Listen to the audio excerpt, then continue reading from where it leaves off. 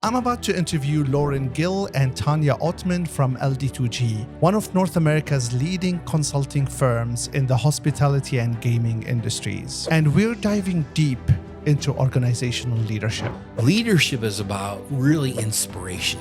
It's about motivation. It's about creating something special and unique and making something be really awesome. Leaders can always grow their emotional intelligence, and that's a key component to great leadership. What it takes to be a great leader, and how leaders inspire five-star guest experience. Loren and Tonya will reveal how culture shapes success, how to build winning teams, and why great leadership is the linchpin of service excellence. It's about giving good guidance and support and structure and governance to help them create this whole self-reliance and self-determination. We get to, bring people along with us and help them learn and grow and expand and do things they've never done before. Ladies and gentlemen, this is a crash course on gaming and hospitality leadership. Fasten your seatbelt, add this episode to your playlist, and stick around to the very end to hear how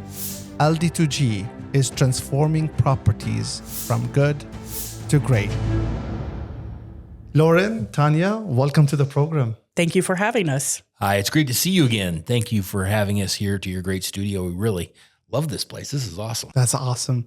We love having you. And as mentioned before, I was eager to have this conversation because I feel that I'm going to be a good student, hopefully, and then try to, as much as possible, to learn from both of your experiences. Thanks for doing this. Let me start with the basic yet fundamental question. What is great leadership, or what makes a great leader? What I loved about you saying what you said in your intro was you want to be a student here. We're always students. I share with our team all the time, how can we learn? And then they encourage me back, hey, we go through some difficult or challenging situations or times, but we learn something.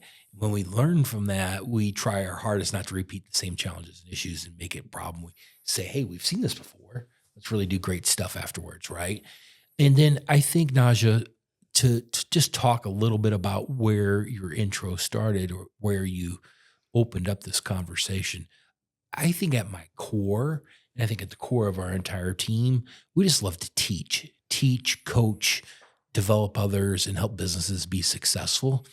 Oftentimes people ask me, if you weren't doing this, what would you be doing? And the answer would be, I'd be a teacher. I'd be a professor and a coach.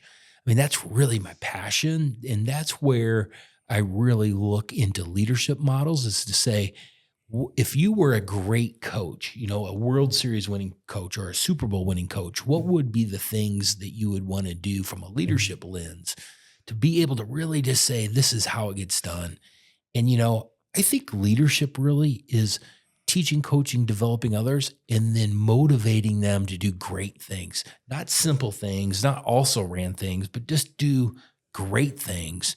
And so when I look at leadership, it's really about creating a culture and an environment that allows people to be their best, right? And be super successful and do things that they would not normally do because they haven't been given either the rights or the permissions or the environment to be able to be super at what they do, right? So I think when you talk about leadership, great leadership unlocks that for people so that they could really be performing at all time, new high level that they may never even experienced before. And that's what we encourage, right? We encourage that with our team, but we also encourage that with the people we interact with and the people that we, have a client service relationship with. So I think that is a great conversation is about what makes good leadership. And I think the opposite side of that is really true as well. It's what makes bad leadership, because what we've seen in bad leadership situations can crumble people, can crumble organizations, can crumble business. And so I think and I know our team does as well, we really look for what are examples of poor leadership and how do we either advise them or coach them on how to do better, but then at the same time, make sure we don't make those same mistakes, right? As much as we possibly. And Tonya, do you think people are born leaders, or it is something that you acquire, or is it acquirable? I do believe that there are special people that are born, and when they find that opportunity to unlock it, that power is a remarkable thing. But I also think that it's acquired, and it goes back to being willing to open up and find that best in you and be able to lean into other people who do it well and grasp those attributes and be able to integrate them into their daily decisions. Absolutely. A common theme when it comes to leadership is the confusion between the words management and leadership. Right. And Right. Do you want to talk a little bit about? Sure. It's one of my favorite. I used to teach a session on this exact same topic. You know, management is about doing the right things, right? And or doing things right. Management is about doing things right. And it's really about measure, quantifiable, and then holding people accountable. Leadership is about really inspiration. It's about motivation. It's about creating something special and unique and making something be really awesome, right? So leadership in my experience is, of course, we all have to manage the business. We have to performance manage our team, but really it's about setting an environment, setting a culture, and really just helping lift up people and support people and really help them be the absolute best they possibly can be. Right. And you both are experts and have amazing track record in the hospitality and the gaming world. How does that leadership reflect in terms of the guest experience? There's a couple of great companies out there that have quoted something very similar to what I'm going to say, but there's so much truth to it. And when you get this aha in your own leadership or the organization that you're leading or working through, it's when you make your people first, when you make the teams first and you lead them with greatness and allow them to do their job and be great at what they do, and then be there for them when things aren't great, right? Help them through those moments of being a human, then they in turn take care of whatever your customer or product is. You see greatness because now they show up in front of the customer with all in, because they don't want to disappoint you. They don't want to let you down, because you've never let them down.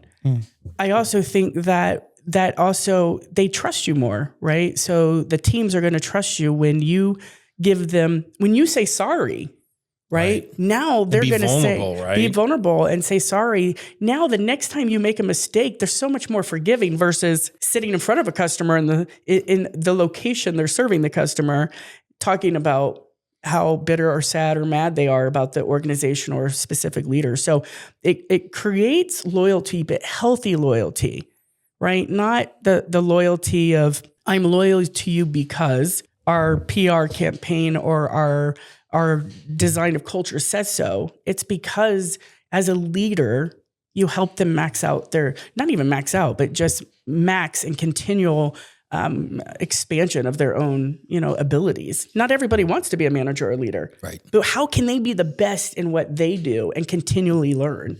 If I could add on to that, I think when you create great facilities with great operations, surrounded by great people and great leadership, customers can feel it. They can experience it.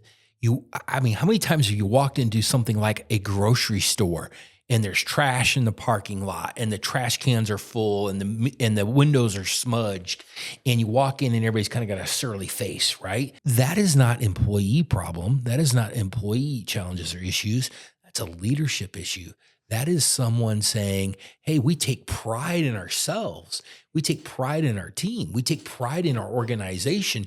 And everything we do is going to be supported about being the best. It's going to be, how do we create a great experience for our guests? And to tag on to what you said, Tonya, certainly taking care of your team and lifting them up and helping them, praise them in the good times, but also helping them get through the challenging and difficult times. We all have them, right? But it's about how you as a leader react to those times and be supportive and helpful. And sometimes we need to take corrective action, correct?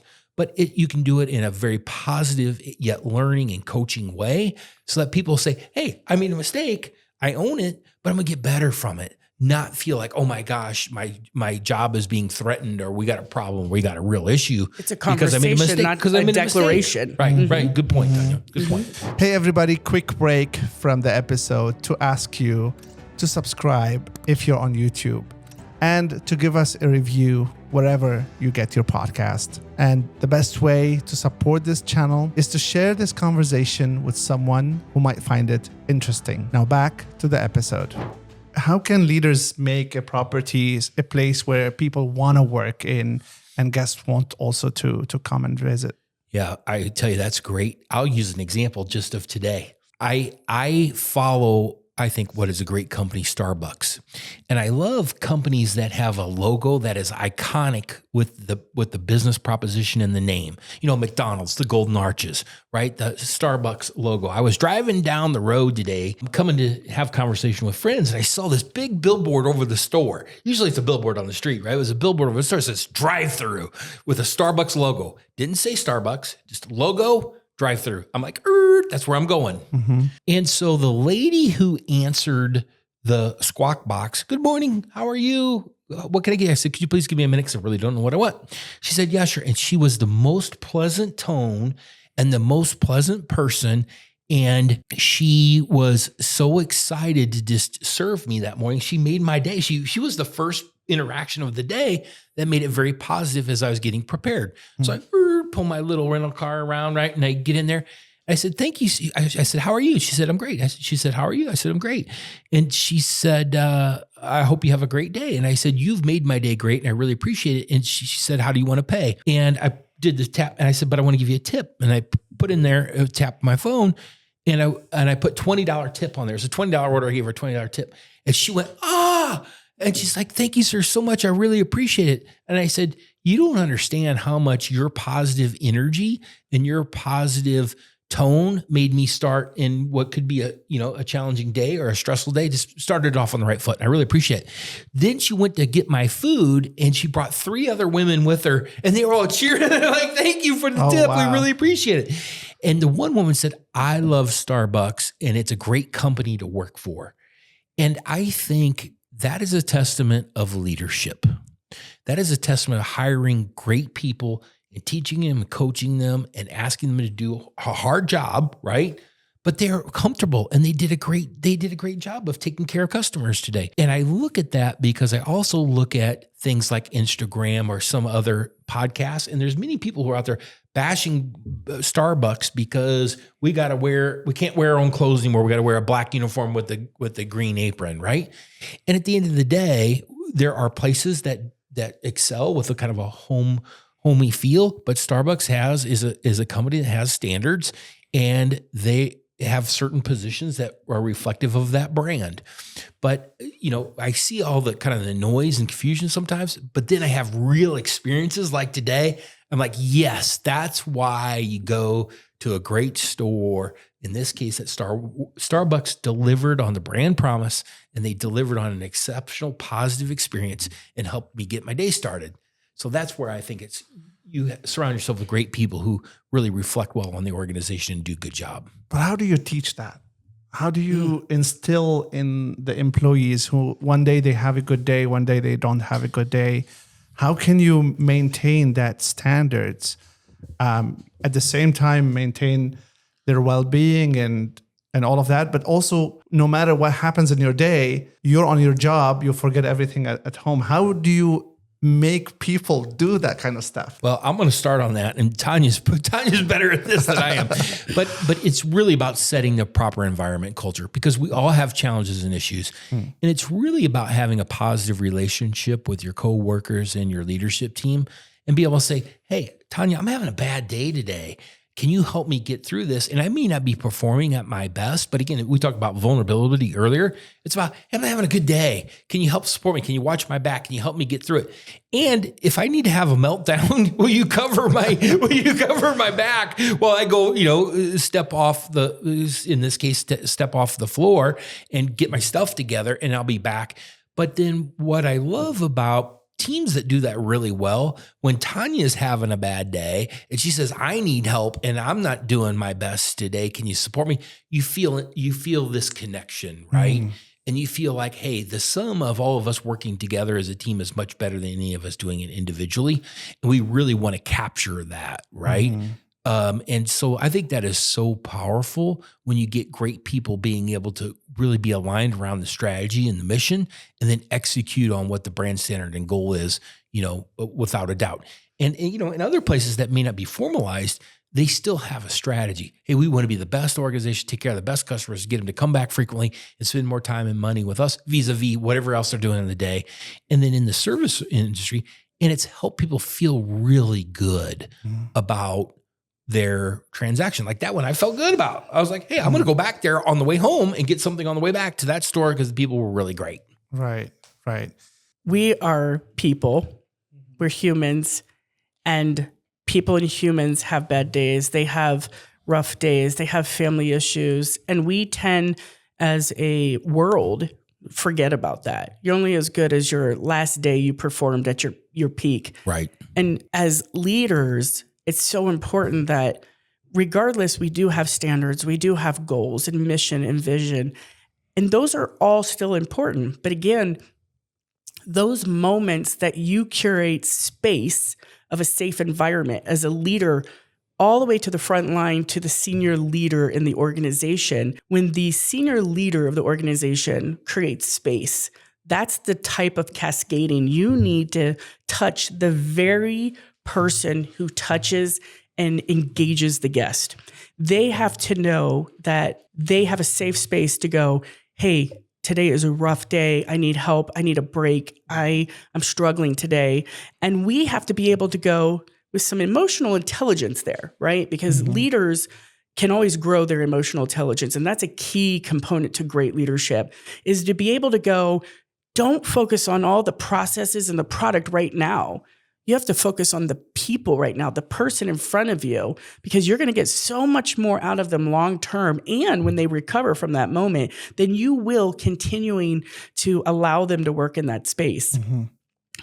Majority people wake up every day wanting to do great work. They don't wake up saying, I want to be horrible at what I do and I want to make people miserable. They don't. As much as we might think some people do, right. They don't. They wake up thinking that the path they're on is right and they want to be better and they want to impact people and they want to do good things.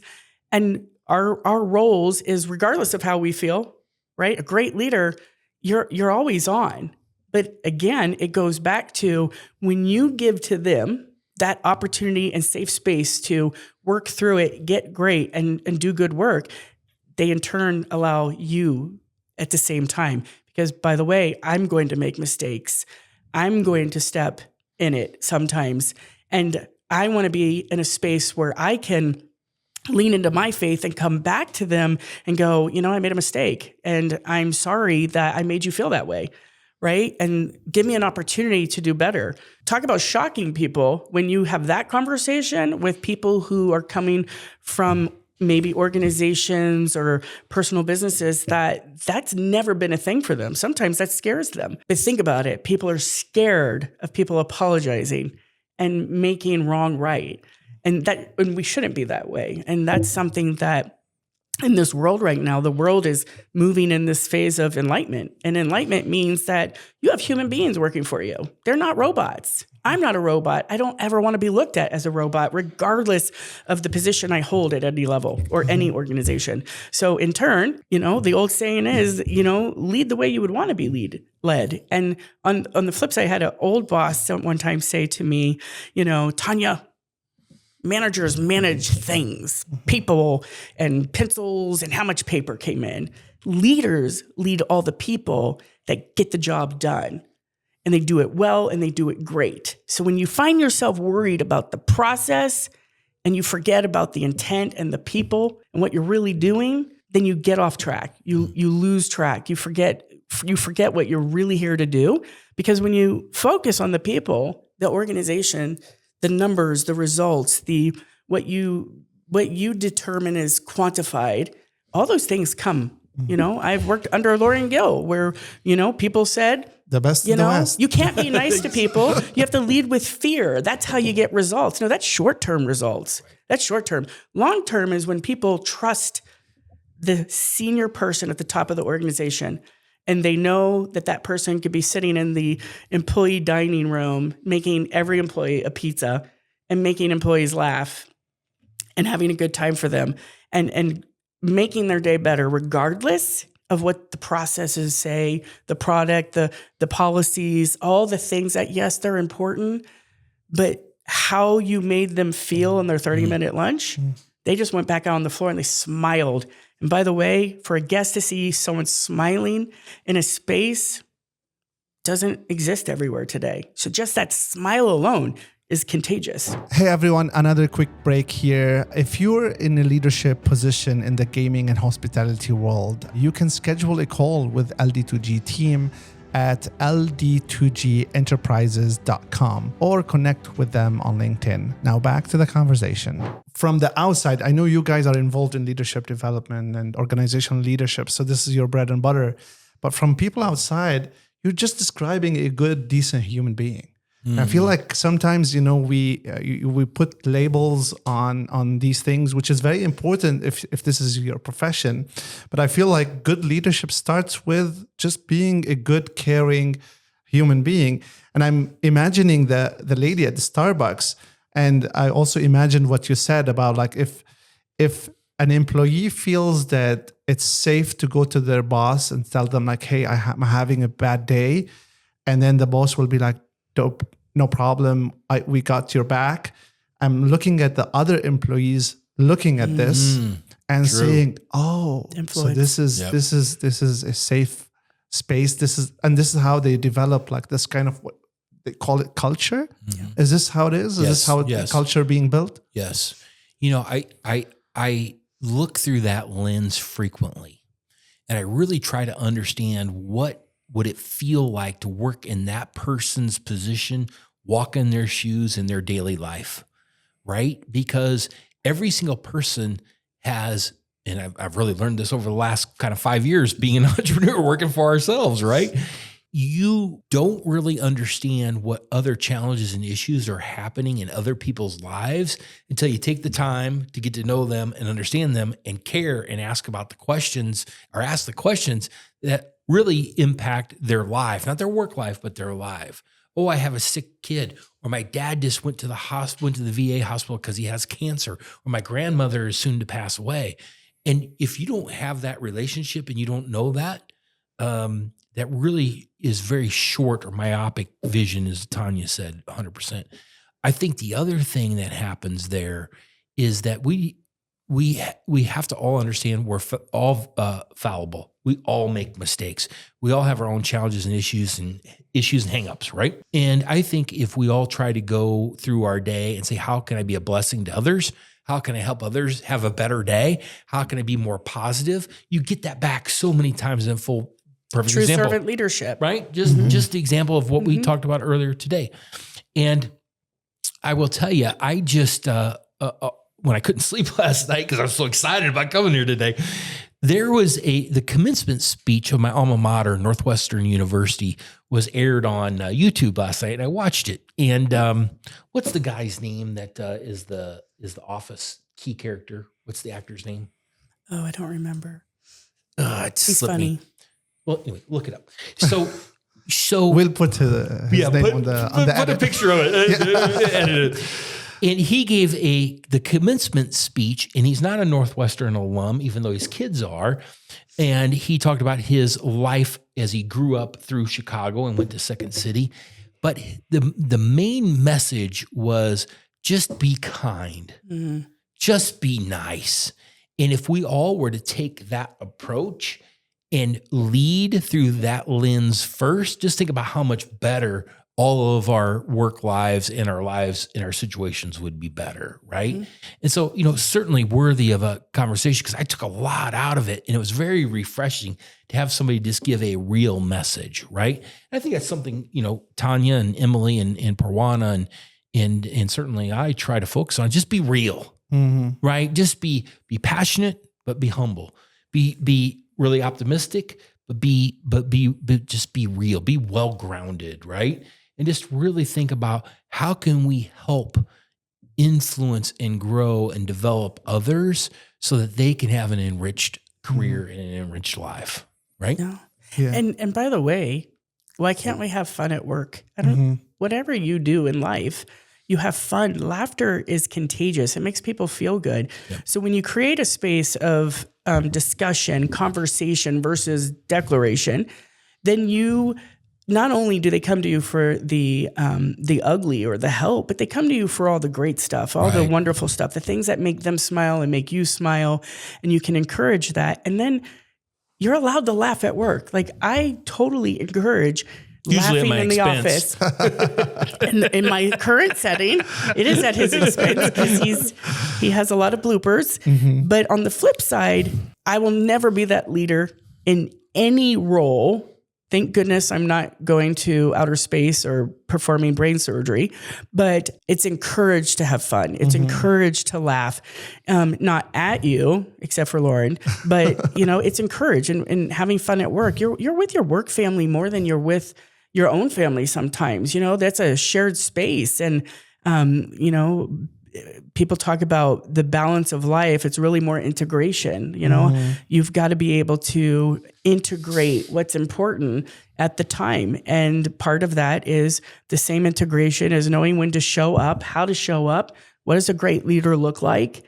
And know that people are always watching you. They're always watching you. It's so cool what you said about these moments between work. That happens, the interactions between teammates. And I noticed the shift when we started working remotely. I feel less invested in these relationships with my team members because all I see them is either on Zoom to try to figure out a project, but I don't have this laughter on over lunch or this laughter over making coffee in the morning and cracking some jokes and that in person. I don't know if this is called team building, but I feel like this is a part of team building. Certainly. And we could do a whole session, I think, on that very topic because it's very insightful what you just said.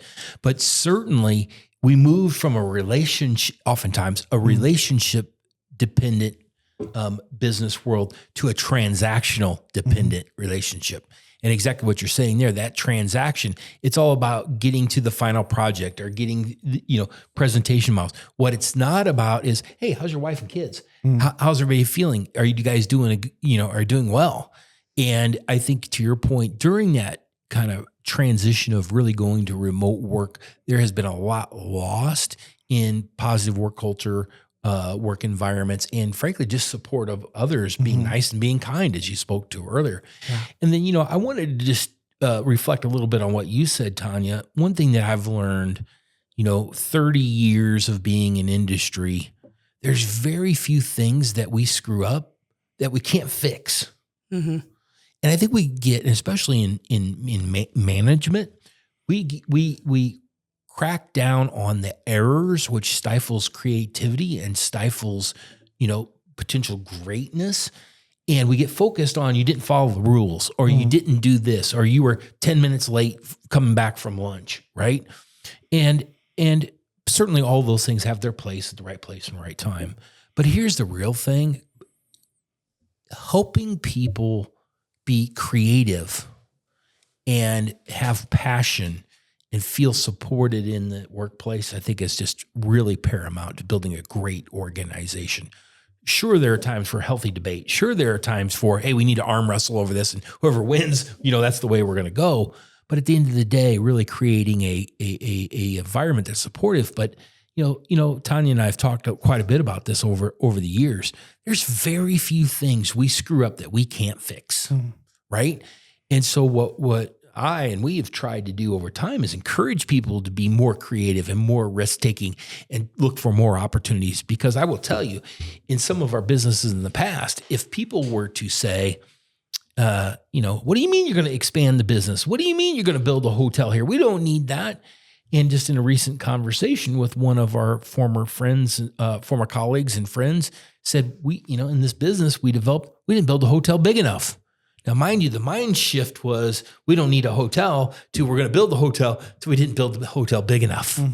Follow where I'm going? Yeah. And so it's really about how do you create a place, a safe place where you can use creative energy.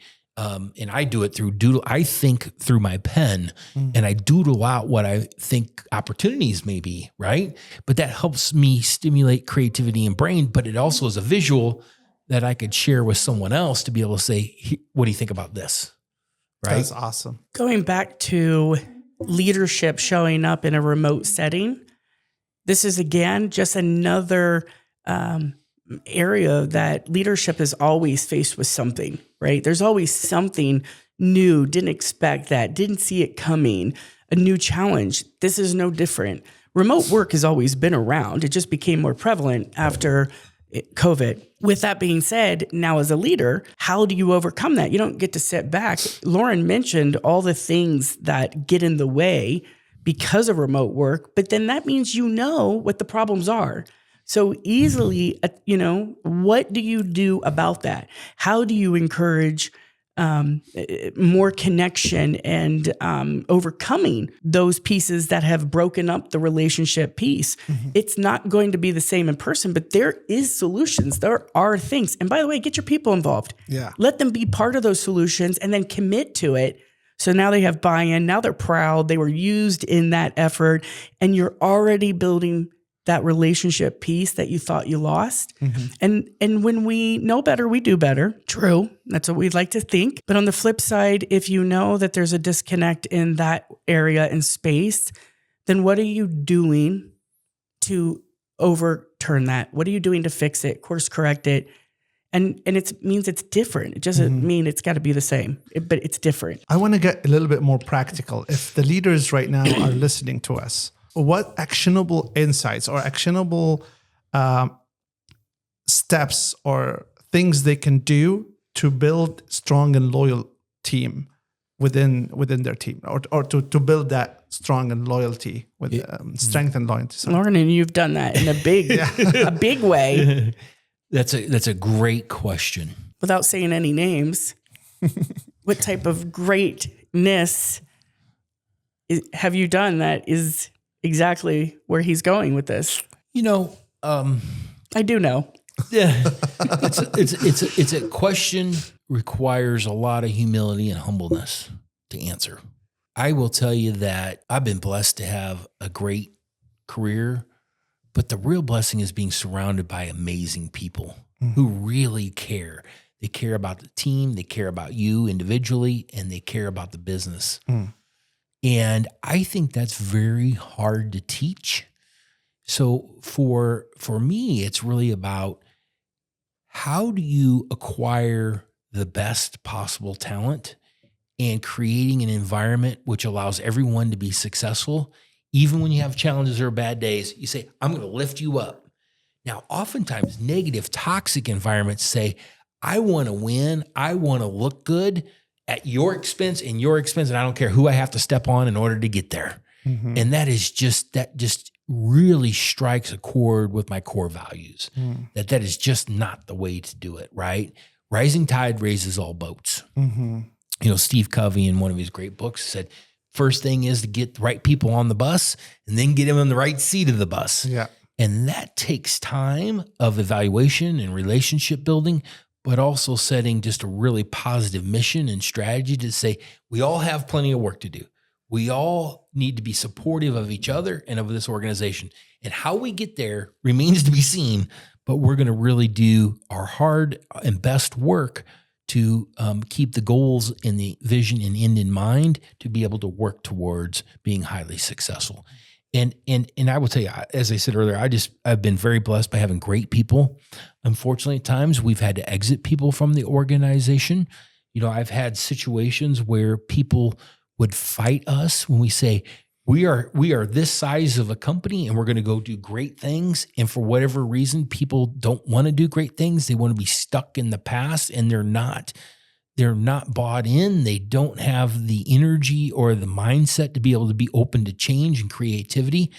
And, sometimes they either self-select out or we have to exit people from the organization because there are people not only who may not be on board, but who are also working against you and working against the organization, either outwardly just out front of it or covertly behind the scenes.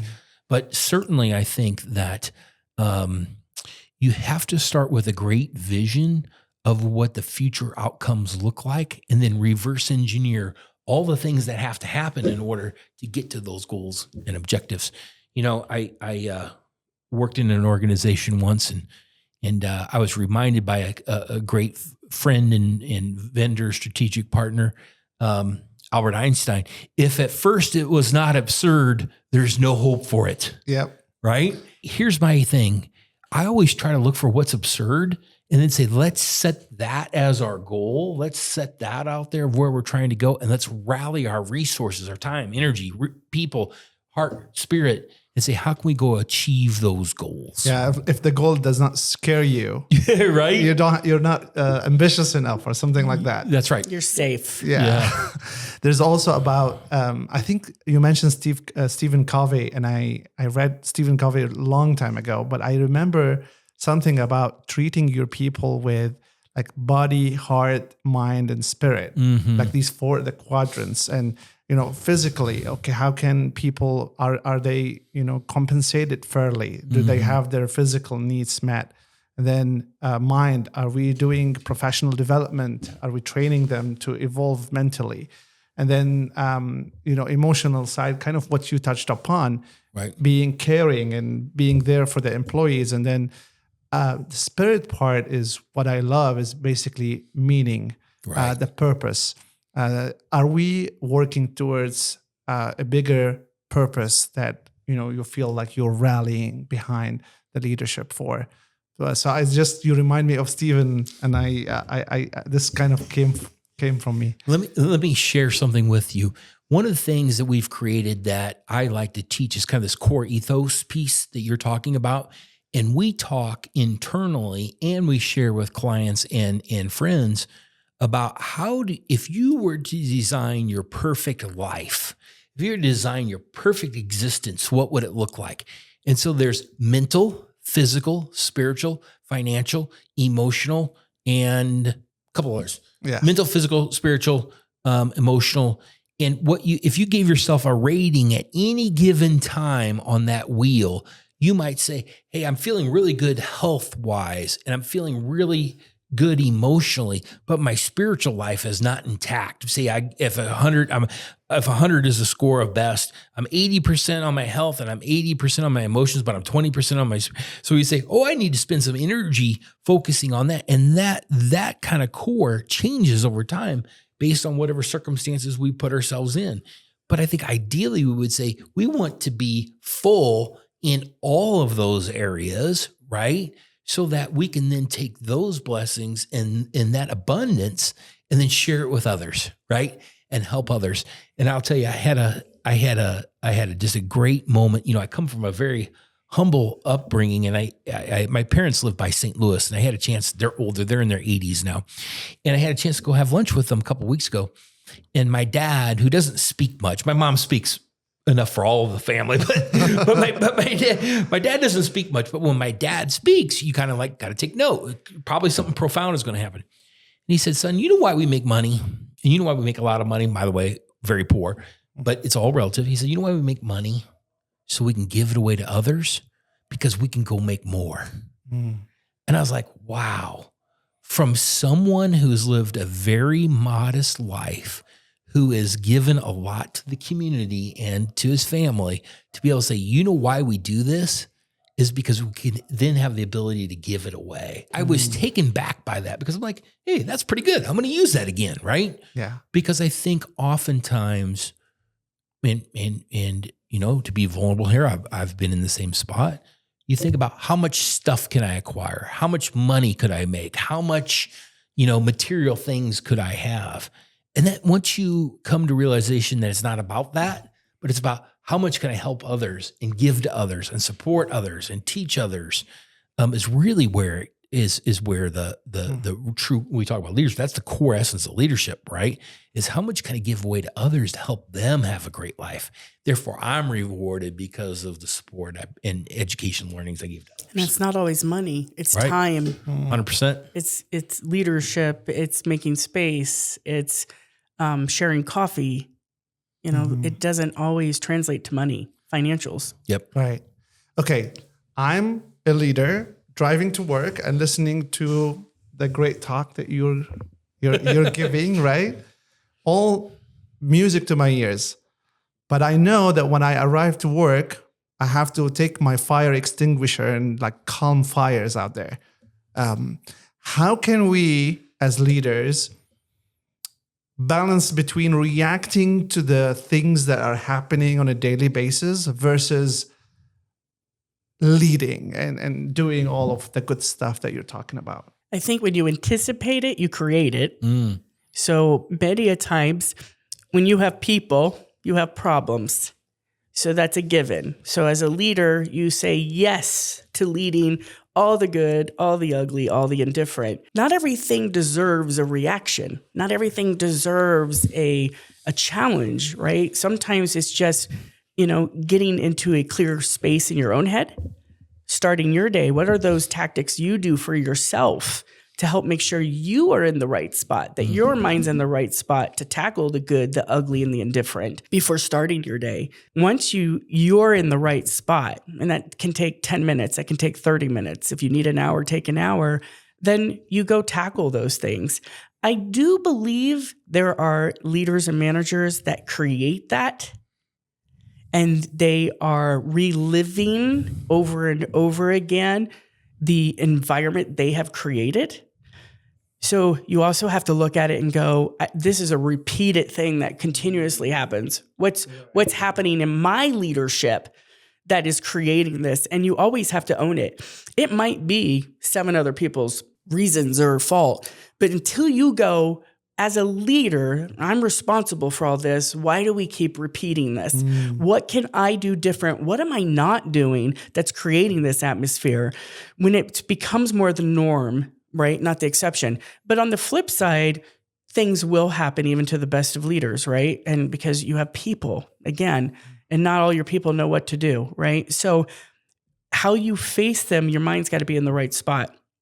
And always seek with a positive intent. If every conversation is to end with positive intent, you're not going to dig into all the ugly right away. You're going to help problem solve. You're going to listen. You're going to do all those great attributes that they need right now, regardless of where it's going. And then you're able to find solutions and commitments and make it their idea and move forward. Then you're teaching them in the same time how to cope, how to manage their own issues as they're moving forward. I don't care what level they are in an organization. Those are coping methods that you're teaching them. You're modeling it, you're teaching it, and you're giving them tactics to move forward with. And then you'll start to see those fires dissipate because they're like, oh, I have a tool in my toolbox. Miss Tonya taught me that one day and said, I'm going to challenge you to pull this out next time. And then if you're still struggling, that's okay. I'm here for you. Come back and tell me how it worked out for you, right? Versus they want you to put out the fires all the time because you've created that environment, right? So it's a very fine balance and awareness. Trusting them to actually pull these tools. And I have two things that you sparked. One is we had a former advisor, may he rest in peace, taught us his ladder of commitment: trust, respect, confidence, support, right? And it's really about how do you create a trusting relationship? And that's where you were really going, is how do I help people? We build the circle of trust so that we know we're knowledgeable and we're aware of what we're going. I think that's really important, right? And I think even more important than that, I want to echo what you said, Tonya. It's take 2 minutes or 2 hours in the morning to get your head, your mind, your body, your spirit in alignment and understand what are the goals and objectives of today and what are going to be the challenges and issues. And I think oftentimes, because we're natural, we're human, just like you said, we get obsessed or focused about the negative or the challenges, and we lose sight of spending time and energy with the people who make a positive difference in our lives, in the team's lives, and in the business, right? We go to your comment or question, we come with our fire suit and our fire hose and our fire extinguisher so many times, and we do it in our lives today. But really, it's more about fire prevention. It's really about how do we create something that we minimize those issues, because there are always going to be issues, just as Tonya said. She's so right. But how do we create a system, a process, an environment, a way of predicting those outcomes and challenging ourselves and channeling our energy and resources for positive outcomes versus saying, I'm just going there, going to go to battle and go fight and argue and debate everybody all day long. And frankly, where you were going, I think that firefighting all the time adds stress to the organization, adds stress to fellow teammates and colleagues, frankly, adds stress to ourselves. But if we were to say, one of my favorite sayings is an ounce of prevention is worth a pound of cure.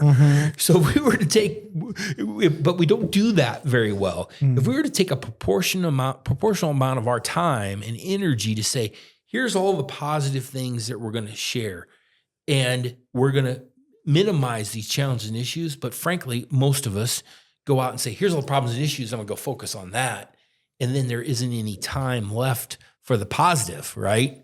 And so I think as we approach those things, certainly changing the script in your mind, changing your outlook more into a fire prevention mode. Mindset. Yeah. Yep. And then it's about teaching and coaching and arming people with the right information, knowledge, and experience so that they could be out there in front, firefighting or fire preventing before we have to turn into firefighting mode. Yeah. Love it. And you guys at LD2G, you work with owners to develop their leaders. I'm curious to know, how do you prepare someone to take on a big leadership position in a big organization?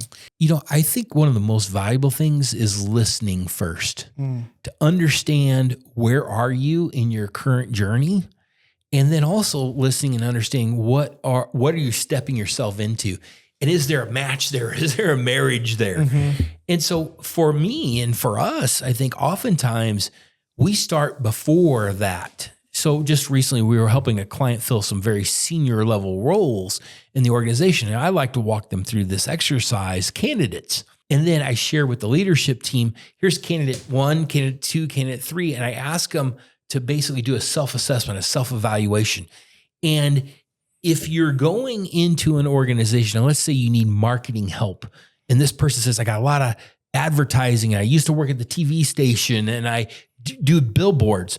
Okay, well, those may be all great skills, but if that's not the skill set that's going to move that business forward from marketing and revenue generation and sales lead, let's say you need to have relationship management or database marketing or social media presence.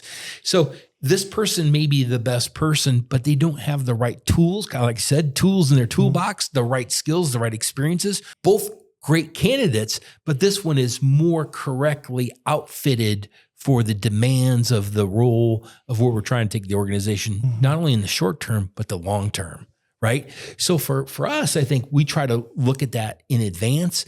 And then let's say you have an incumbent leadership, and an incumbent leadership is to be able to say, okay, we understand where you are. We've listened. We've done an assessment. Now, what skills, teachings, and learnings might you benefit to be able to help grow in your life and your career to help the organization get to where we want it to go, right? So it's a little bit different if it's kind of a startup or a transitional period versus, let's just say, a business that's doing really, really well, but they want to go to the next level. They want to do the next step of really going to an elite place in their industry or in their business. Yeah, you want to add anything about developing leaders and choosing a leader as well? Selection, super important. Just like he said, that process of being prepared prior to looking for them, knowing what it is that this role needs, writing job descriptions for the role, not the person. So I think that preparation is key. Selection is key. I think that bringing people in on it. I don't always agree on big panels. Sometimes that just becomes a process, but bringing people into what great looks like to help identify that. But also going back to development at all levels, there needs to be a development program that helps people push beyond their current skill sets to allow people to get promoted along the way, not because how they performed in their past role, but because of their skill set and potential that they can achieve. And developmental programs allow you to see that in real time before making big decisions, or allowing real conversation with them to say, hey, we are interested in your growth and your career path. Right now, you're not ready for it, and here's why. And they trust you because you've been a part of that journey. But the truth is, here's where we still are. And so how do we get you? How do you get yourself to that next level? We're here for you, and making sure that you're not promoting or hiring just because, right? There's some real content there. And then development is always about modeling. You have to model what you expect. You have to always be in that space of modeling the expectation. Because if you're not modeling it and you think you're developing, that's cattywampus, and it's not mathin'. The math isn't mathin'. So that is critical. Modeling what you expect and modeling what great looks like. You know, some people say, "Oh, that's a good manager." Well, I want to be a great manager. Yeah. And what does that look like? And identify that. What does that look like? Do you have any story where you believed in someone that no one else was believing in, and it turned out to be a great leader? We could do a whole session on that, to be honest with you. Yes. You know, I am very proud of the thousands. It's probably 15,000, 20,000 people I've had the pleasure of working with throughout my career across multiple jurisdictions and many different companies. I always feel a special place in my heart for the underdog, or somebody that may say, hey, I've been here for 10 or 20 years. I just keep getting overlooked, right? And I don't know why I keep getting overlooked, but I keep getting overlooked. And I think that, man, I really enjoy those opportunities. And so, yes, I could give you several opportunities. And oftentimes what you see in those people, they're good, solid employees, good, solid people, good, hardworking folks, but they don't really like the limelight. They really don't do a lot of stuff to say, look at me, look at me, look at me. But I show up every day and I do a great job. I'll give you a perfect example. I was running a business in Illinois 15 years ago, and there it snows. And when it snows a lot. And I had a gentleman who was a staff sergeant in the Army as one of our security guards, and he'd been there for 10 or 15 years. And every time it snowed, he would be the guy who went and pulled everybody else out, and he'd always be at work on time. He never missed a day in 15 years of work.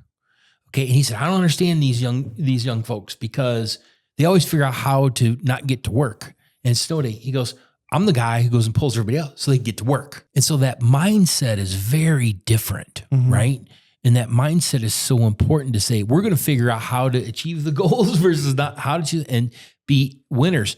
That person, even though he did a great job in his role, never wanted to be promoted, but boy, did we give him a lot of accolades and a lot of kudos. And we put him really in a great success story. We published, back in the days, we published articles about people, because we want to spotlight that determination, that resiliency, that care, that character, that role model role. And again, it doesn't mean you got to be a leader. In his own way, he was a leader, right? Yeah. His position maybe not reflected it, but his person, his persona exemplified leadership, because I'm going to show up for work every day. Leadership is a character, not a position. Yes.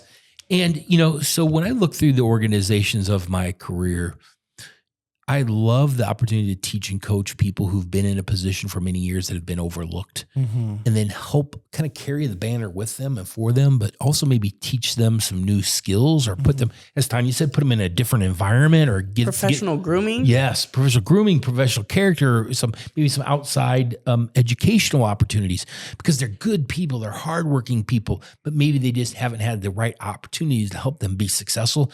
And man, I tell you, I take great pride and great joy in sponsoring and supporting those types of people who do that, and watching them grow and blossom as a result. That's so rewarding. Beautiful. I've had people who, to the regular world, appear to be challenging, and they haven't been promoted over time because people in a private room say they're challenging, they dispute everything, they don't make things easy when we visit their location. And when I look at those people, I've sat in rooms before where I was told, here's the lineup, here's what they are, here's what they look like. And I get there, and the first thing I do is listen and hear their feedback and talk about their history and where they want to go. and I find a totally different scenario than what was designed for me to believe.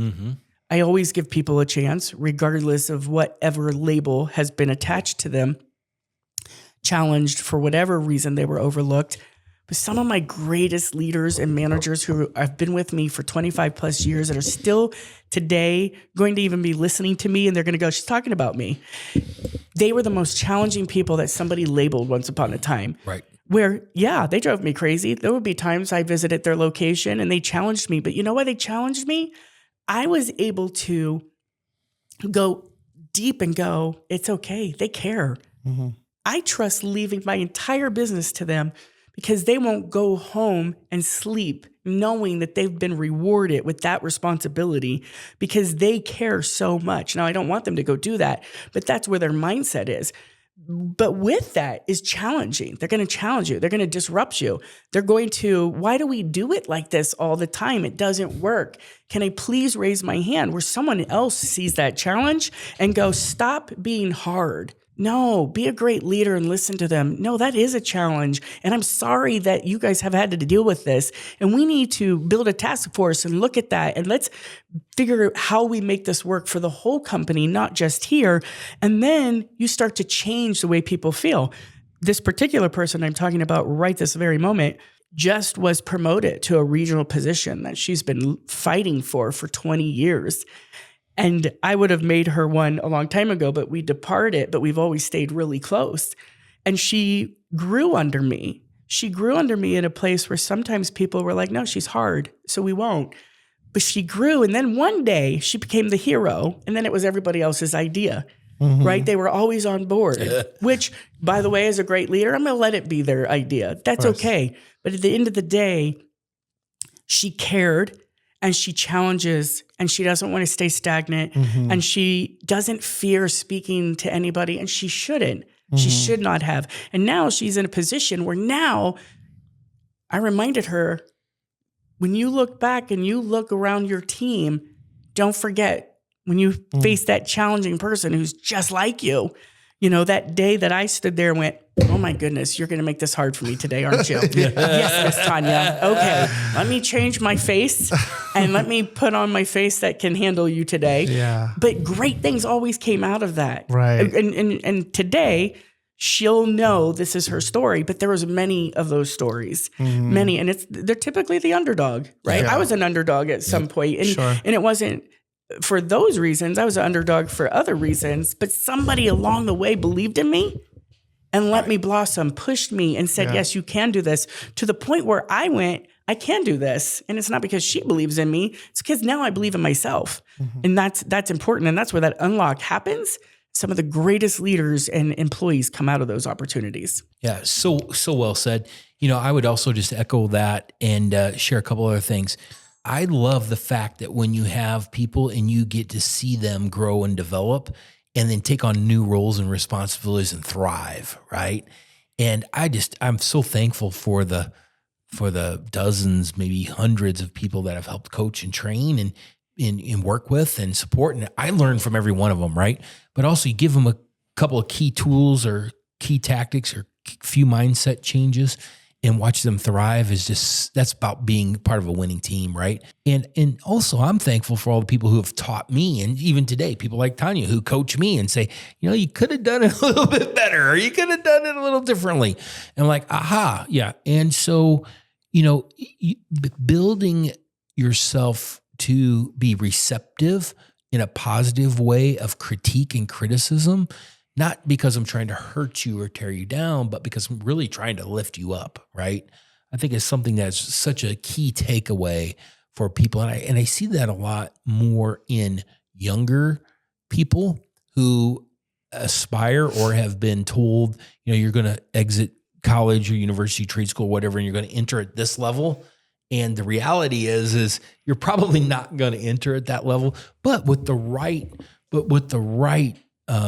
you know, education, knowledge, experience, and development, you can achieve whatever you want to achieve, right? It's just a matter of setting those mindset and those goals. Remove the ceiling. Yep. Yeah. And then really say, this is what I'm going to do to achieve it.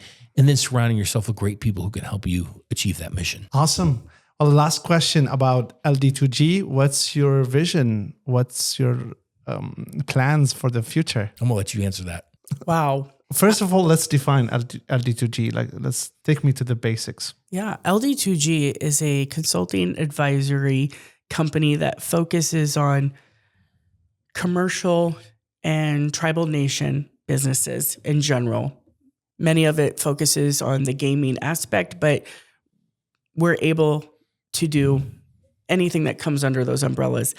And it's really looking at businesses that need help, recovery work, and or greenfield, new development, and or expansion.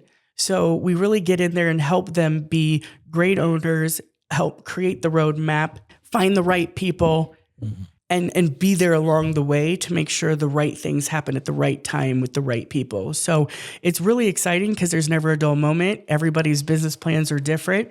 It's different states. It's not just statewide, but now we're international, we're global. So being able to see different perspectives of commercial and tribal in different environments and landscapes is incredible. You know, people ask me all the time, what do you do? And I'm like, good question.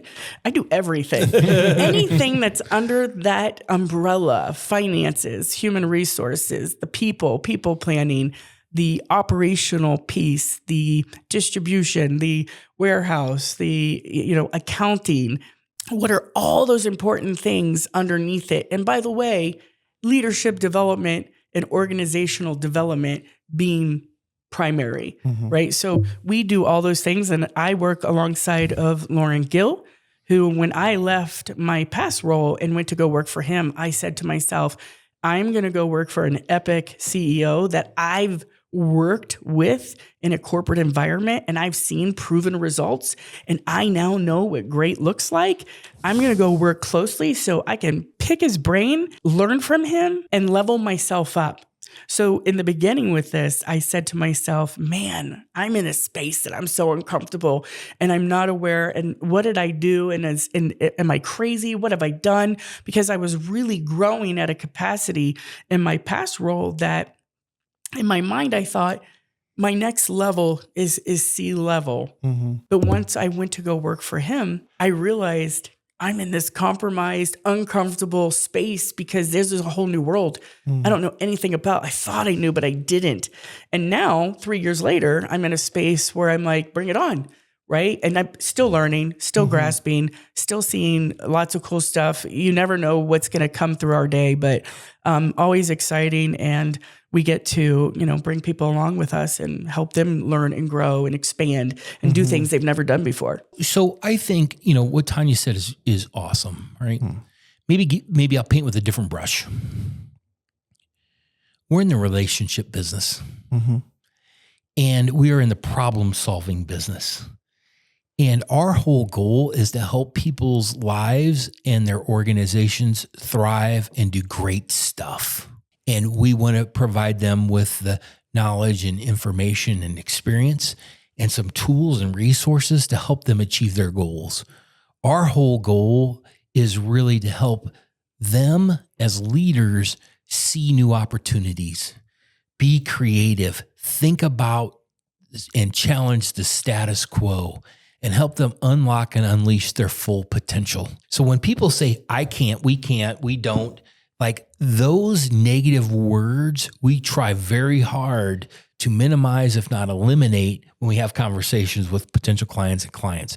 Because the answer is we can do whatever we want to do if we put our minds to it and we put the right resources, smart people, proper deployment of capital, really great business planning and strategic planning and also risk management, right? But I think what we really do is we're a relationship business. We help people think and create and do well and be well throughout their journey. And that also comes with debate and challenge and a lot of oftentimes long days and long hours, but we try to help people think differently about the world in which they're going through. I think that's kind of number one. Number two, as I said, we are a solutions company. So we may not have the answers, but the best thing is we have a great network. And so I call it a connector brand. So we connect other people with other businesses and other people to be able to unleash their potential. Again, you might have a problem, you might have a situation. We may have seen it before, but we don't have the expertise in it. But we have friends, colleagues, and business partners who are more well suited to address and answer those problems on your behalf. So we really enjoy that. And I think the other side is, we've carved out this great niche of being a trusted advisor. And it really comes in the place of Native American Indian tribes, where they may have the experience or expertise, and they're getting ready to either start a new business or create a new business or restructure their business, or really try to go into new markets or diversify their income or diversify their enterprises. And then also it's about giving good guidance and support and structure and governance to boards or tribal leadership to help them create this whole self-reliance and self-determination so that they can stand on their own and do better for generations to come. And I really have found that that's a strong part of our calling, is to be able to help those who may not have those experiences yet, but help guide them into a direction where they can stand on a new, better position than what they may have been and thrive. And again, we talk a lot about this. It's not about just being good or average or also. This is about how do we do great stuff. And what we try to encourage people to do is let's go for greatness and understand we may not get there. But if we just go for a standard mediocre approach, you grow 2 or 3 or 4% a year, guess where you will be? You'll be 2 or 3 or 4% a year. But if you say we're going to grow 10 or 20% a year, most people say that's ridiculous. Nobody's ever done it before. We can't do that. And the answer is we can if we have surround ourselves with the right, smart people who have really good understanding of what we're trying to accomplish, and they put their mind, body, and heart, spirits towards doing great work. So, Tonya really spoke through all the technical and tactical pieces of our business. At the end of the day, we're servant leaders. We are here to take care of other people. We're here to take care of their money and take care of their business, take care of their people. And at the end of the day, our belief is everything else, everything else happens as a result of doing good work for other people. And if we have opportunities to serve, that's what we look for first and foremost, above and beyond the income or the economics of any situation. We say, is this an opportunity for us to help others grow and benefit? Mm-hmm. Is this an opportunity for us to teach, guide, coach, mentor, and develop? And if those things fall into line, then what we find out is the economics simply take care of themselves, right? But we really try very hard to put our best foot forward first, so that we put ourselves in a position that we can be in great relationships, great partnerships with others. My first job was in an ad agency called Leo Burnett, and one of the quotes on the walls was, "Reach for the stars. Even if you don't get one, at least your feet will not be in the mud either." Something like that. Right. When you reach for the stars, and that's what you're saying, echoing what you're saying. And this is a great conversation. Thank you both. Yes, very much. Absolutely. Thank you. Yeah. Thank you. I'm very appreciative of you helping us and working with us and, giving us the opportunity to share some stories with you today. Thank you. That's a wrap. Thanks for listening. If you enjoyed this conversation, you may also enjoy our next one.